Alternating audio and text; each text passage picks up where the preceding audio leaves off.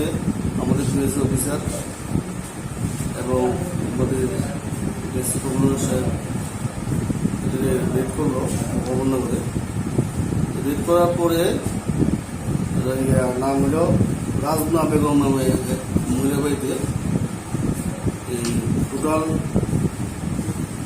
42টা stick পাওয়া গেছে, যেগুলো একটা টিমে 24টা আছে, আর 47 কপসেপ পাওয়া গেছে, যেগুলি কোরেন ফসফেট এবং ট্যাবলেটামাডোল, যেটা নার্কোটিক্স আছে, এটার মধ্যে ড্রাগস আছে।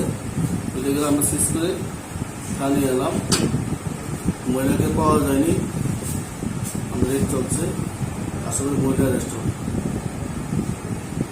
কখন নাগাদ স্যার ঘটনাটা? এগুলো তো সন্ধ্যা